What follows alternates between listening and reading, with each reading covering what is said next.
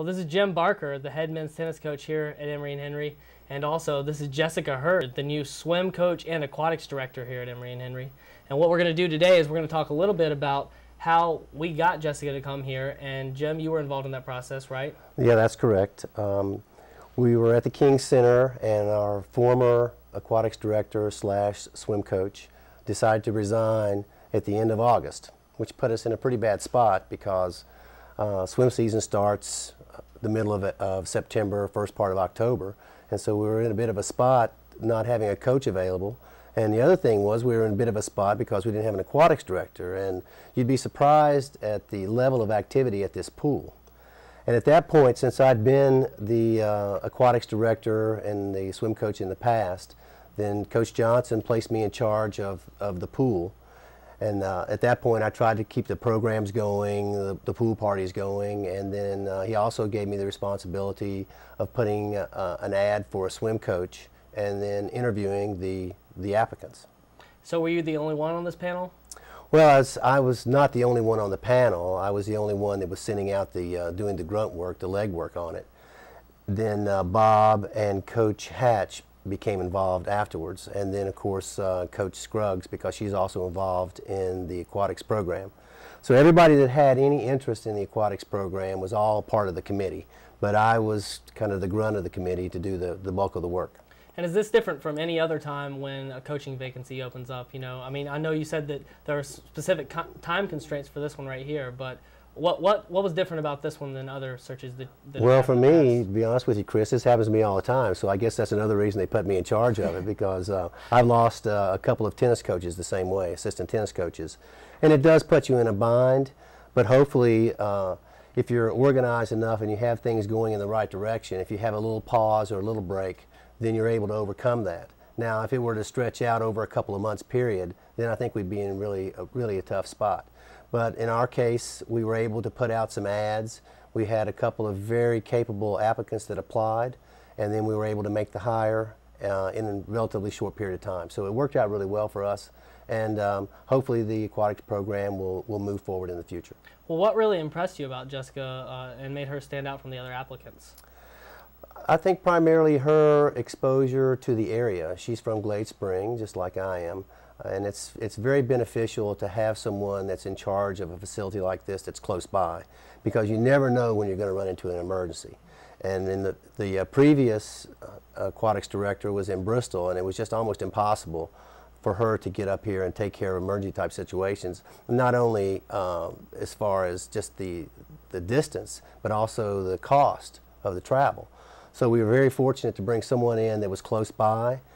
She's also coaching the Patrick Henry High School team, so she has some connections there. So we thought that might be very beneficial to us as far as recruiting goes. So she'll have exposure in the area with the other high school swim coaches, and hopefully that will help us bring new swimmers into our program. Okay, well, I'm going to shift the questions to Jessica now. We're here to talk about you, so we're not going to let Jim hog all the time. What brought you to ENH? What attracted you here versus other places that you could have gone? Well, as Jim said, I'm a local here, and so I've always loved the campus and loved the atmosphere of the college itself. And he said you're native of Glade Spring? I am. Talk a little bit about your background as a coach, or maybe your previous involvement with swimming. I have 13 years with aquatics programs.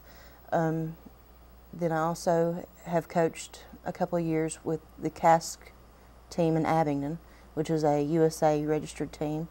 And then also coach for the high school, which this will be my second year with them. And Jim talked about recruiting implications. Those could be big, right? Right. Yeah.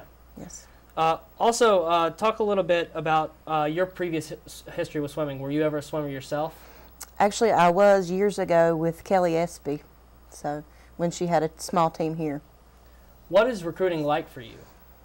I'm excited. I'm glad to get out into the community, and hopefully we can bring in some students from, especially the county here, that don't normally come to Emory because it is so close to home. Is that going to be your focus, to try to recruit locally? No, it's locally and state, nationally. But you want to get the best athletes in here too. Want to get the best athletes. What are some of the goals you have for this team? To go to championships and to succeed and to build. And do you think you have the proper tools here to work with for that? I believe that we are gaining the proper tools. And as far as swimmers coming back versus new swimmers, do you know how many you have total on the team, or? Right now, it stands at 17 swimmers this year. 17 swimmers, and do you know how many are returning versus new or close to it? Is about 7 or 8 are returning. Okay, so a lot of new faces in the crowd as well. Mm-hmm. Okay, talk a little bit about the facilities here at Emory Henry. What attracted you here? Did the facilities play any part in it? The facilities, I mean, the college is, you know, ranked in the top 100 schools, private schools in the nation. Right. I mean, so that would interest anyone. What are some of the things you think you can bring to the table to the swimmers to help them become better swimmers and better people all around? You know, I know that the mantra is student athlete, you know, Right. the emphasis on student in Division III. So Right. Travis Frable talked a little bit about that last week. What do you think you can bring to the table in that respect, or even, you know, in the water? Well, just getting out to the schools and letting them know that we have a team is going to help. In the past, we haven't had a whole lot of publicity on our swim team. So girls have come up to me this week and said, "Oh, we have a team." Right. So. And is that one of the side goals maybe, is to get some more awareness about the swim team in general? Right. Right. Is there any chance, I know I asked your predecessor about this too, that there would be a men's swim team? They talked about in the past about having a club, but also they talked about very little involvement, you know, very little interest, and it seemed like it was half and half. You know, there wasn't an availability to do that because of Title IX, and also there wasn't enough interest on the side of the men here. I'm with you. I haven't heard much in the way of it either way. So, I mean, anything's always an option, but. And how do you feel about the season, you know, ahead of you? Are you anxious at all? Or are you ready for it to begin? Ready for it to begin and excited to get started. Excited to get started. Anything I forgot to ask that you all would like to talk about? Well, you can say that Coach Hurd has already started practice in the pool, and she had practice this morning. I think she said at 5:30. Right. 5:30. So. Okay. If you're interested in swimming early in the mornings, that's a good place to be. Yeah. And it's certainly an activity that can get you in a lot better shape, for one thing. I'm sure of that. So. Right. Well, I appreciate having both of you on the show.